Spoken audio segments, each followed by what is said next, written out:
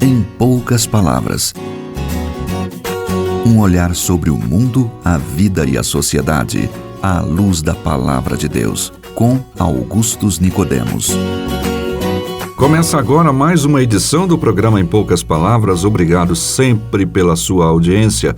Prazer estar com você mais uma vez. Eu sou Natsa Matias, apresentador do programa, que é um programa da Primeira Igreja Presbiteriana de Goiânia. Em poucas palavras, como você já sabe, o nosso comentarista é o pastor Augustus. Como vai, pastor? Estou muito bem, Natsan. Graças a Deus, querido ouvinte, a nossa oração é que esse programa seja usado por Deus na sua vida. Pois bem, o que significa a palavra escatologia? Talvez a grande curiosidade em torno do tema se dá por conta do fato de que ela, a via de regra, está relacionada pelas pessoas em geral como coisas que se referem ao futuro.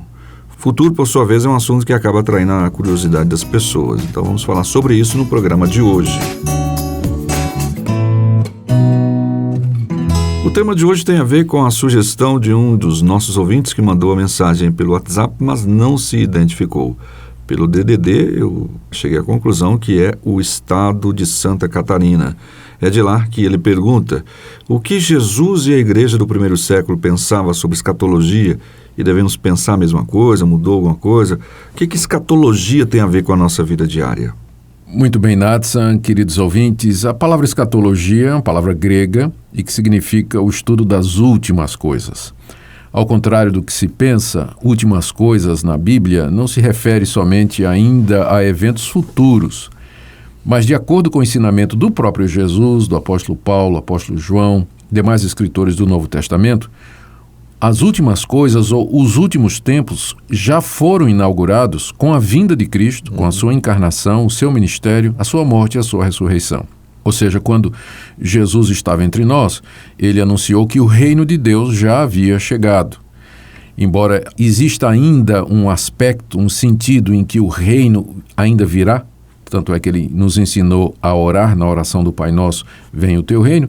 Contudo, há um sentido muito claro e muito evidente na Bíblia de que o reino de Deus já chegou e que, portanto, os últimos tempos já foram inaugurados. No dia de Pentecostes, após a descida do Espírito Santo, Pedro toma a palavra para explicar o que havia acontecido. E ele cita uma profecia de Joel. Nessa profecia, Joel está dizendo que depois... Deus falando através de Joel, dizendo assim: depois derramarei do meu espírito sobre toda a carne.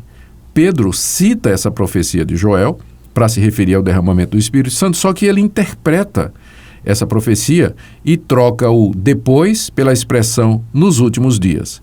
E ele diz então: e acontecerá que nos últimos dias derramarei do meu Espírito sobre toda a carne. Ou seja, Pedro está dizendo que o derramamento do Espírito Santo profetizado por Joel inaugura os últimos dias. O apóstolo João fala da última hora. Quando ele fala dos anticristos, ele diz: filhinhos, já é a última hora, porque os anticristos saíram por aí. Ou você encontra em Paulo ainda expressões do tipo assim, de que as escrituras foram escritas para nós sobre quem os fins dos séculos já chegaram. Então, há essa consciência toda no Novo Testamento de que os últimos dias, os últimos tempos, a última hora, o reino de Deus já foram inaugurados no dia de Pentecostes. Então, nós estamos vivendo há 2000 anos os últimos dias, o último tempo, a última fase, a última etapa do plano de Deus aqui nesse mundo, que será encerrada com a vinda de Jesus Cristo. Então, a escatologia é o estudo da chegada do reino de Deus na pessoa de Jesus Cristo, com a vinda do Espírito Santo no dia de Pentecostes e terminando com a segunda vinda de Cristo, encerrando então esse mundo, a história desse mundo como nós o conhecemos. A escatologia trata ainda, lida ainda com os eventos que ocorrem ou que vão ocorrer nessa fase. Por exemplo, a escatologia também tem um ramo dela que é chamada escatologia individual, que trata do destino do homem depois da morte, o que é que vai acontecer no dia do juízo e coisas que estão mais ligadas diretamente a nós como indivídudos diante de Deus. No fim da nossa vida No humana. fim da nossa vida, não é? Por isso está incluído nessa parte de escatologia. Mas, no geral, a escatologia anuncia isso. O reino de Deus já chegou, Jesus Cristo já está assentado à direita de Deus Pai, no trono do universo, ele já reina, ele já governa, ele está agindo no mundo para trazer à existência o seu povo, a sua igreja, e a próxima etapa será a sua vinda, quando ele haverá de julgar os vivos e os mortos haverão de ressuscitar, comparecerão diante dele para o julgamento final, e então se iniciará o novo céu e a nova terra onde habita a justiça. Então a escatologia trata exatamente dessas questões. Agora, é claro, essa resposta que eu estou dando, Nadson, você já percebeu que você também é presbiteriano, não é? Que é a posição padrão da Igreja Presbiteriana do Brasil. Não é? É uma visão escatológica amilenista. Sim. É o nome que nós damos para isso. Existem pessoas sérias, pessoas crentes e pessoas renomadas que têm uma posição diferente. Por exemplo, John Piper, ele já é pré-milenista, não é?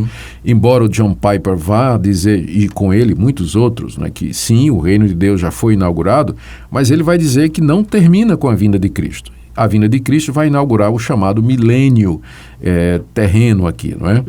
Literal de Cristo reinando sobre a terra durante um período de 1000 anos. Outras pessoas, essas num número menor, John Piper seria considerado pré-milenista, não é? E outras pessoas, numa posição que tem um número menor de representantes, diriam que esse milênio, não é, de Cristo, na verdade, ele vai ser implantado pela igreja aqui nesse mundo, através da evangelização do mundo, as nações vão se converter, e quando Cristo voltar, ele volta para um mundo cristianizado, um mundo que já ouviu a palavra, todo convertido.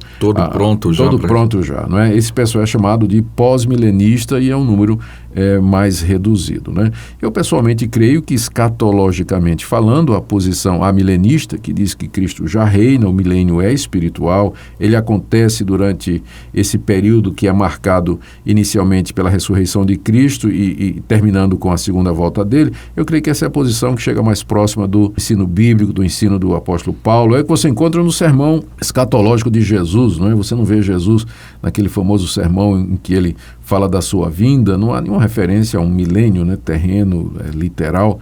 Então eu prefiro essa posição. Agora, Nadson, essa questão de escatologia, e eu sei que você concorda comigo, ela tem que ser olhada com muita sensibilidade e com muita humildade também, não é? Porque profecia é complicado para a gente interpretar, não é? Embora a parte da escatologia realizada, o início do reino, inauguração do reino, isso para nós esteja bastante claro, não é? Até porque já está no passado, mas algumas coisas relacionadas ainda com a consumação do reino, a vinda do Senhor Jesus e o fechamento dessa época e do tempo desse mundo, elas não são exatamente muito claras, por isso que há tanta divergência. Então, em escatologia, nós precisamos de humildade e é bom não tomar uma posição do tipo assim, vai ser assim mesmo e acabou, né? Particularmente, eu sou amilenista, mas eu sou um amilenista que respeita muito os pré-milenistas e os pós-milenistas, né? Mais os pré-milenistas do que os pós-milenistas. Tem uma frase que o senhor diz num vídeo aí, mais ou menos, que é os amilenistas, pré-milenistas e os pós-subir, dizendo, falei que era assim. Falei que ia assim. Então, e é importante notar, Nadson, que essas posições, embora elas tenham algumas divergências, mas elas concordam nos pontos fundamentais da escatologia. O reino já veio, o reino já está presente, Cristo já reina. Haverá uma segunda vinda visível de Cristo a esse mundo. Haverá a ressurreição dos mortos. Haverá o juízo final. E haverá um novo céu e uma nova terra onde habita a justiça. E também a existência do milênio. A dificuldade ou as diferenças é na sequência em que estas coisas vão acontecer e na interpretação do milênio. Né? Para alguns o milênio é literal, para outros ele é de natureza espiritual.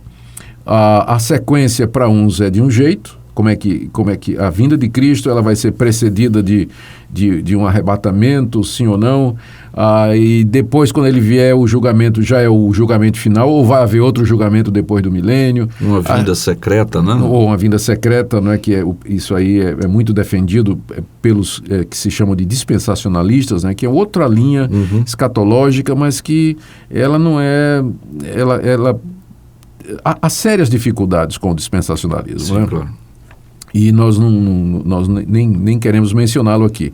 Mas o meu ponto é que essas 3 grandes linhas, embora elas tenham divergência com relação à interpretação do milênio e a sequência dos últimos eventos, né, no calendário de Deus, contudo elas estão unidas nesses pontos fundamentais, que é o que importa, não é? O que importa é que o querido leitor ele esteja consciente de que Jesus vai voltar, que haverá o julgamento final, os mortos haverão de ressuscitar, e a vida eterna, a casa do Pai está preparada para receber os que são de Deus, e os que se rebelaram contra a sua palavra, não quiseram se converter a Deus, a esses está destinado a condenação eterna, o inferno que é descrita na Bíblia como o lago que arde com fogo e enxofre.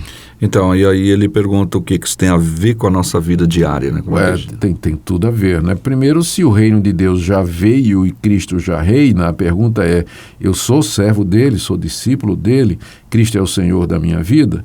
E quando eu penso então na parte da escatologia ainda não realizada, a vinda de Cristo, então, e que virá nas nuvens e virá de maneira inesperada, isso significa que eu tenho que viver diariamente como se Cristo fosse voltar a qualquer instante. Essa expectativa. Né? Viver na expectativa, viver preparado para encontrar o meu Senhor e o meu Salvador. E isso também traz urgência na evangelização e na obra de missões ao mundo todo. Ou seja, a escatologia tem um impacto tremendo na vida prática. Além da esperança que traz no coração do Exatamente. crente, né? Quando a gente pensa na vinda de Cristo como sendo o enxugar de toda lágrima nesse mundo que nós vivemos, isso enche o nosso coração de esperança. Certamente.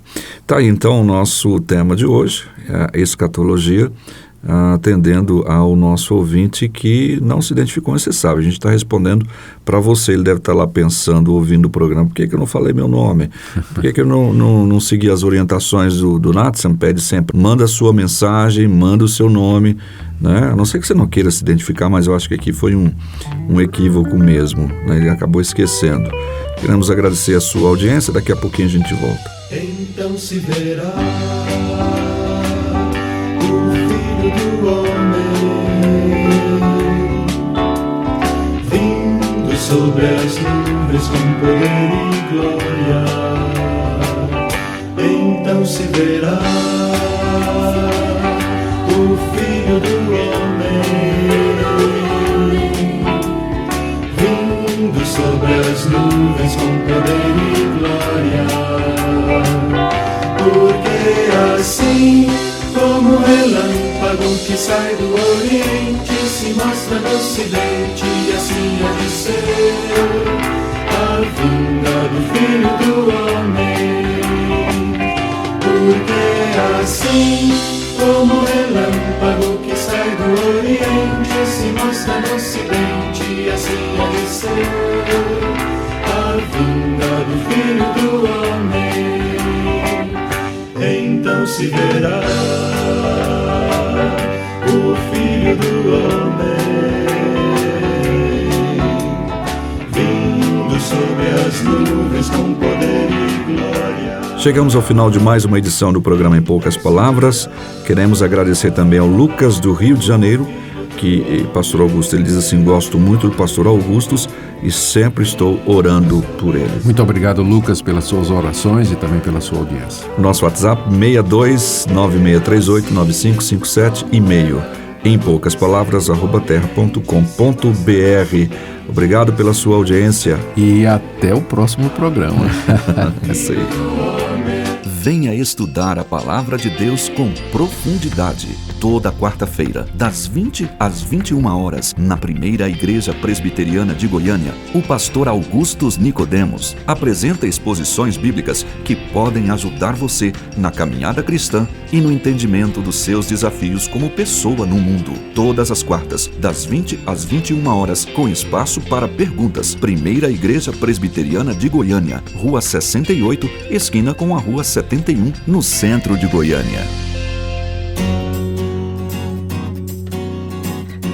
Em poucas palavras, um olhar sobre o mundo, a vida e a sociedade, à luz da Palavra de Deus. Apresentação Natsan Matias. Comentário Augustus Nicodemos. Um programa da Primeira Igreja Presbiteriana de Goiânia, Rua 68, esquina com 71, Centro. Visite o nosso site www.pipg.com.br.